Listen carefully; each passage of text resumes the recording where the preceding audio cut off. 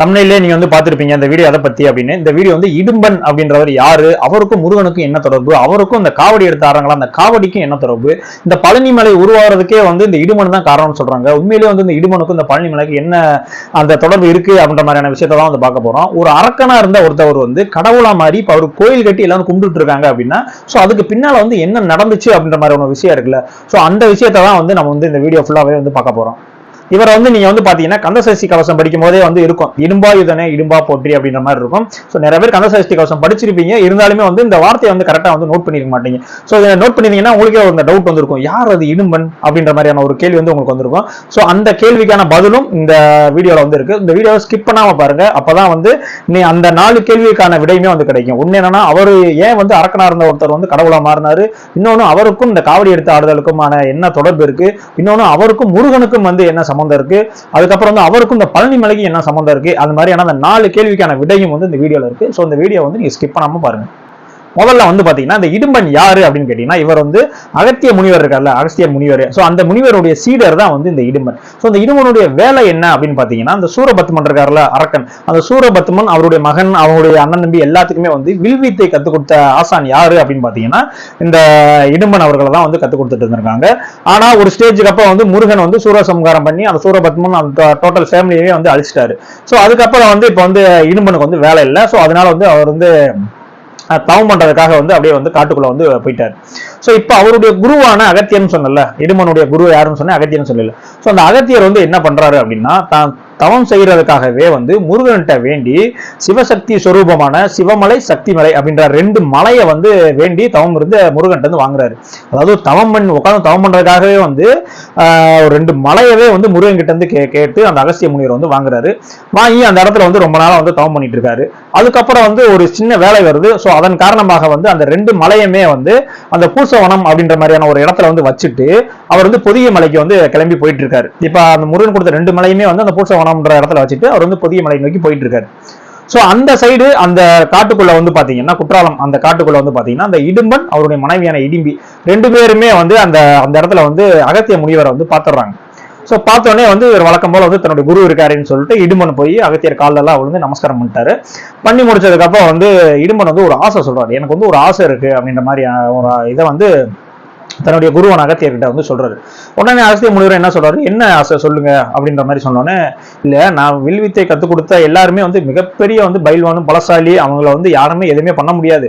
So அந்த மாதிரி இருக்கிற ஒருத்தனவே வந்து ஒரு முருகன்றவர் வந்து அழிச்சிட்டாரு அப்படின்னா நான் அவர் வந்து பார்த்தே ஆகணும் அப்படின்ற மாதிரியான ஒரு ஆசையை வந்து சொல்றாரு. பரவாயில்ல, அப்போ உனக்கு முருகனை பார்க்கணுன்ற ஒரு ஆசை தான் இருக்கு, ஓகே அதுக்கான நான் வழியை வந்து சொல்றேன், அதுக்காக நீ ஒன்னே ஒன்று மட்டும் பண்ணணும் அப்படின்றாரு.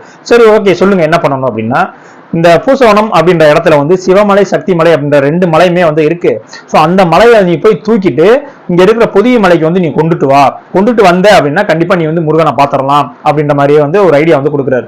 அப்படியா சரி ஓகே நான் அதவே வந்து பண்றேன் அப்படின்னு சொல்லிட்டு அங்க இருந்து உடனே வந்து இடுமன் வந்து கிளம்பிட்டாரு. போய் பூசவனத்துல போய் அந்த 2 மலையுமே வந்து தூக்கி கொண்டு வந்து நம்ம போய் புதிய மலைக்கு போனோம் அப்படின்னா கண்டிப்பா முருகன் காட்சி தருவாரு அப்படின்ற மாதிரி அகஸ்தியர் சொல்லியிருக்காரு. நம்ம குரு சொன்னா கரெக்டா தான் இருக்கும், நம்ம போய் அந்த வேலையை பார்க்கலாம் அப்படின்ற மாதிரி சொல்லிட்டு இடுமன் வந்து கிளம்பி வந்து மலையத்தோப்பை வந்து போயிட்டாரு.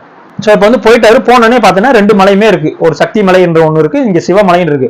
மலை 2 இருக்கு, எப்படி தூக்குறது அப்படின்ற ஒரு ஐடியா வேணும்ல.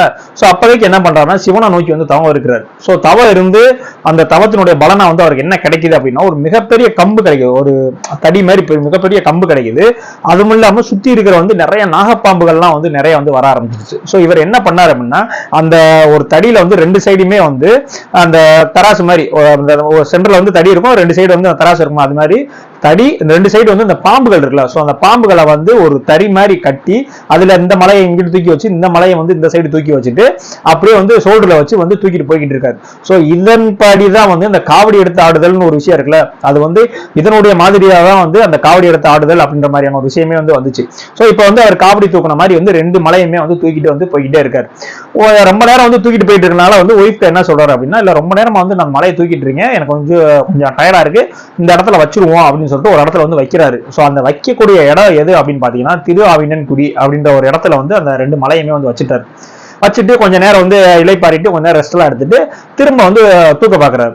தூக்க பார்க்கும்போது வந்து திரும்ப வெயிட்டா இருக்கு, தூக்க முடியல. என்னன்னா கொண்டு வரும்போது கரெக்டா தான் இருந்துச்சு, திரும்ப வச்சுட்டு திரும்ப தூக்குறோம், தூக்க முடியல அப்படின்னு சொல்லி யோசிச்சுட்டு பார்த்தா அந்த சக்தி மலை சிவன் மலை 2 மலை இருக்குல்ல, அதுல அந்த சிவன் மலை மேல வந்து ஒரு சின்ன பையன் வந்து கையில வந்து ஒரு தண்டத்தோட வந்து உட்காந்துருக்கான். இவர் பார்த்தோன்னே ஏய் இறங்குப்பா நான் வந்து மலையை தூக்கிட்டு போகணும் அப்படின்னோடனே அந்த பையன் என்ன சொல்றான் அப்படின்னா, இல்ல இது வந்து என்னோட மலை, நீ இங்க இருந்து எங்கேயும் நீ தூக்கிட்டு போக முடியாது அப்படின்ற மாதிரி வந்து அந்த சின்ன பையன் வந்து சொல்றான். அந்த சின்ன பையன் தான் வந்து முருகனா இருக்காரு. அதெல்லாம் வந்து அவங்க தெரியல. ஆனா ஆக்சுவலா அந்த இடுமன்றவருக்கு வந்து தெரியல. அது வந்து முருகன் தான் வந்து அந்த சிவன்மலையில உட்காந்துட்டு இறங்க மாட்டேன்னு சொல்லி அடம் பிடிச்சிட்டு இருக்காரு. இந்த இடுமனுக்கு வந்து ரொம்ப டென்ஷன் ஆயிடுச்சு. இப்ப நீ இறங்குறியா இல்லையா அப்படின்னு சொல்லிட்டு அவர் கூட அந்த சின்ன பையன் கூட வந்து சண்டைக்கே வந்து போக ஆரம்பிச்சிட்டாப்ல. அந்த சின்ன பையன் என்ன பண்றாரு அப்படின்னா, முருகனா இருக்கிற அந்த சின்ன பையன் என்ன பண்றாருன்னா, கையில இருந்த அந்த தண்டத்தை வச்சு இடுமனை வந்து ஒரே ஒரு அடி வந்து அடிச்சிட்டாரு. அந்த இடத்துல வந்து நம்மால ஸ்பாட் அவுட், அந்த இடத்துல வந்து இறந்துட்டாப்ல. சோ வந்து இதனாலதான் வந்து முருகன், பழனியில இருக்க முருகனுக்கு பேர் பாத்தீங்கன்னா தண்டாயுத பாணினே சொல்லுவார். இந்த தண்டத்தை வச்சு ஒரு அடி அடிச்சிருக்கல, அதனாலேயே அந்த அவருடைய பேர் வந்து தண்டாயுத பாணி அப்படின்ற மாதிரி சொல்லுவாங்க. சோ இப்ப வந்து வீட்டுக்காரர் வந்து இறந்துட்டாரு, பக்கத்துல வந்து இடிம்பி நிக்கிறாங்க, இடுமனுடைய ஒய்ஃபான இடிம்பி நிக்கிறாங்க. அவங்களுக்கு வந்து ஆச்சரியம் தாங்களே, இவங்க இறந்துட்டாங்கன்ற ஆச்சரியத்தை விட என் வீட்டுக்காரர் வந்து இத்தனை அந்த அசுரனுக்கெல்லாம் வந்து வில்வித்தையை கத்து கொடுத்த இவ்வளவு பெரிய ஆளு, ஒரு சின்ன பையன் வந்து ஒரு தண்டத்தால மண்டையில அடிச்சுட்டான் அப்படின்றதுக்காக வந்து இறந்து போயிட்டாருன்னா கண்டிப்பா வந்து அந்த சூரபத்மனை கொன்ன அந்த முருகனா தான் இருக்க முடியும் அப்படின்ற மாதிரியான ஒரு மைண்ட் செட்டுக்கு வந்துட்டு நேரா போய் காலில் விழுந்து, நீங்க முருகன் தான், நீங்க வந்து வீட்டுக்காரர் வந்து காப்பாத்தி கொடுங்க அப்படின்ற மாதிரி வந்து காலில் விழுந்துட்டாங்க. அடுத்த நிமிஷமே வந்து பாத்தீங்கன்னா அந்த பையன் வந்து தன்னுடைய முழு உருவத்துல வந்து முருகனா வந்து காட்சி அளிச்சு இடுமனை வந்து எந்திரி அப்படின்னு சொல்லிட்டு ஆசீர்வச்சு அவரும் திரும்ப உயிர் மீண்டு வந்திருக்காரு.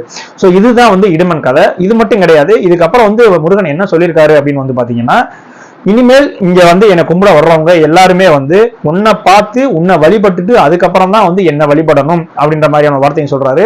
உன்னை வழிபட்டு முடிச்சுட்டா உங்கள்கிட்ட என்னென்ன நிறை குறைகள்லாம் சொல்றாங்களோ, ஒருவேளை என்னை பார்க்க முடியலனாலும் உங்ககிட்ட சொல்லிட்டா அது என்கிட்ட வந்துடும் அப்படின்ற மாதிரியான விஷயம் சொல்றாங்க. இப்ப எப்படி சிவனுக்கு வந்து ஒரு நந்தி இருக்கிறாரோ, சோ அதே மாதிரிதான் வந்து இந்த முருகனுக்கு வந்து இந்த இடும்பன் அப்படின்றவர் வந்து இருக்காரு. சோ இங்க நிறைய பேருக்கு வந்து அந்த அந்த ஒரு விஷயமே வந்து தெரியவே இல்லை. ஏன்னா இப்ப நீங்க பழனி போற ஆட்களாவே இருக்கணும் வந்தாங்கன்னா, ஆக்சுவலா பழனின்றது 3வது பட வீடே கிடையாது. கீழே இருக்க அந்த திருஆவினன்குடி கோயில் இருக்குல்ல, அதுதான் வந்து 3வது பட வீடு. ஆனா எல்லாருமே வந்து பழனி மலைக்கு போயிட்டு பழனி அங்க இருக்கிற முருகனை பார்த்துட்டு கீழே இறங்கிடுவாங்க. ஆக்சுவலா நீ பழனிக்கு போனீங்க அப்படின்னா திருஆவினன்குடின்றதான் அந்த 3ஆம் படை வீடு. அந்த அதை பார்த்துட்டு அதுக்கப்புறம் தான் வந்து பழனி மலைக்கே வந்து போகணும். ஆக்சுவலா அஸ் பர் ரூல் எப்படின்னு வருது அப்படின்னு பாத்தீங்கன்னா, நீங்க முன்னாடி வந்து இடுமன் கோயிலுக்கு போயிடணும். ஏன்னா இடுமன் கோயிலுக்கு வந்து போறது வந்து 540 படிக்கிட்ட இருக்கு. இவங்க எல்லாம் மைண்ட் செட் என்ன அப்படின்னா, எப்ப இங்கிட்டு பழனிக்கு இங்கிட்டு 600 மேல படி ஏறணும், இங்கிட்டு இடுமனுக்கு வேற ஏறணுமா, அதெல்லாம் தேவையில்லை, நம்ம நேரா வந்து பழனிக்கு பெறலாம் அப்படின்ற மாதிரி மைண்ட் செட்ல தான் போவாங்க. ஆக்சுவலா இடுமன் கோயிலுக்கு போயிட்டு திரும்ப வந்து திருஆவினன்குடி கோயிலுக்கு போயிட்டு அதுக்கப்புறம் தான் வந்து நீங்க வந்து பழனி மலையே ஏறணும். இதுதான் வந்து ஒரு கரெக்டான ப்ரொசீஜர். ஏன்னா முருகனே வந்து என்ன சொல்றாரு அப்படின்னா, நீ யாரா இருந்தாலும் சரி, என்னுடைய பக்தர் எல்லாருமே வந்து முதல்ல இடுமனை பார்த்து வழிபட்டுட்டு அதுக்கப்புறம் வந்து என்கிட்ட வாங்க அப்படின்ற மாதிரிதான் வந்து முருகனே வந்து சொல்றாரு. அது மட்டும் கிடையாது, நீ எப்படி வந்து ஒரு காவடி மாதிரி வச்சு 2 மலையை தூக்கிட்டு வந்தியோ, அதே மாதிரி மக்கள் வந்து என்னுடைய அபிஷேக பொருட்கள்ல அந்த மாதிரி காவடி மாதிரி வச்சு ஆடி யாரெல்லாம் கொண்டு வராங்களோ அவங்க நினைச்சதை வந்து நான் நிறைவேற்றி கொடுப்பேன் அப்படின்ற மாதிரியான ஒரு விஷயமும் சொல்றாரு. இன்னமும் நீங்க தைப்பூசத்துக்குலாம் போனீங்கன்னா காவடி ஆட்டம்லாம் வந்து அந்த அளவுக்கு வந்து விசேஷமா இருக்கும் பழனியில.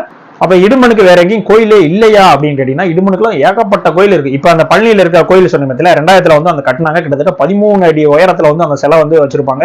அது வந்து காவடி தூக்குன மாதிரியே வந்து அந்த சிலையே வந்து இருக்கும். நீங்க கண்டிப்பா பழனி போனீங்கன்னா இடுமன் கோயிலுக்கு போய் பார்த்துட்டு வாங்க. அந்த ஸ்டெப்ஸ் ஏறது மட்டும் மனசுல வைக்காம நீங்க பாட்டு போய் பார்த்துட்டு திரும்ப அதுக்கப்புறம் வந்தீங்கன்னா அருமையா இருக்கும். இது எல்லாமே வந்து நிறைய கோயில் வந்து இருக்கு. தஞ்சாவூர் பக்கத்துல ஒரு கோயில் இடுமனுக்கு வந்து கட்டியிருக்காங்க. திருவோணம் பக்கத்துல வந்து ஒரு கோயில் இருக்கு. காடுவெட்டி பக்கத்துல வந்து இடுமனுக்கு கோயில் இருக்கு. திருப்பூர்ல வந்து பாத்தீங்கன்னா ஒரு கோயில் இருக்கு. இந்த மாதிரி நிறைய இடங்கள்லயுமே வந்து இடுமனுக்கு வந்து இன்னும் கோயில் இருக்கலாம் செய்யுது. குன்றக்குடியிலே கூட இடுமன் அவர்களுக்கு வந்து கோயில் இருக்கு. சோ நம்ம வந்து மெயின் கடவுளை அப்படி பார்த்துட்டு இருக்கனால இந்த மாதிரி விஷயங்கள்லாம் வந்து நமக்கு வந்து கரெக்டா வந்து தெரியல அப்படின்றதான் வந்து உண்மை. இதுதான் வந்து பாத்தீங்கன்னா அந்த இடும்பனுடைய அந்த கதை, புராண கதை வந்து இதுதான் சொல்லுது.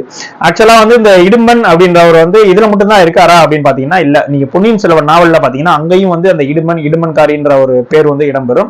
நீங்க மகாபாரதம் கதையில பாத்தீங்கன்னா அந்த கௌரவர்கள்லாம் வந்து பாண்டவர்கள்லாம் வந்து வனவாசம் போறப்ப அந்த காட்டுக்குள்ள வந்து பாத்தீங்கன்னா இடும்பி அப்படின்ற மாதிரியான ஒரு கேரக்டர் வரும்.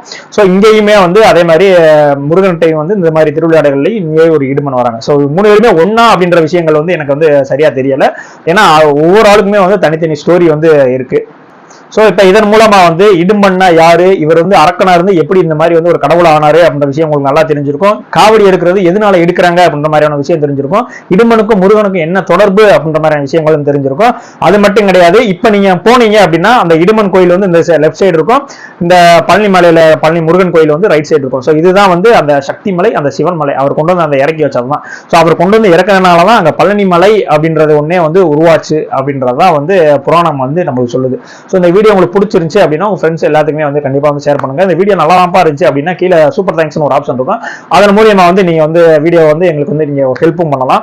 அது மட்டும் கிடையாது, நம்மள வந்து ஜாயின் பட்டனும் வந்து மெம்பர்ஷிப் ஜாயின் பட்டனும் வந்து ஆன் பண்ணியாச்சு. நீங்க ஜாயின் பண்ணீங்க அப்படின்னா உங்களுக்கான ஸ்பெஷல் வீடியோவும் வந்து அதுபடி போடப்படும். வாட்ஸ்அப்ல டைரக்டா வந்து ஷேர் பண்ண முடியும். ஸோ எல்லா ஃபெசிலிட்டியுமே இருக்கு. ஸோ முடிஞ்ச அளவுக்கு இந்த வீடியோவை நீங்க எல்லாருக்குமே வந்து ஷேர் பண்ணுங்க.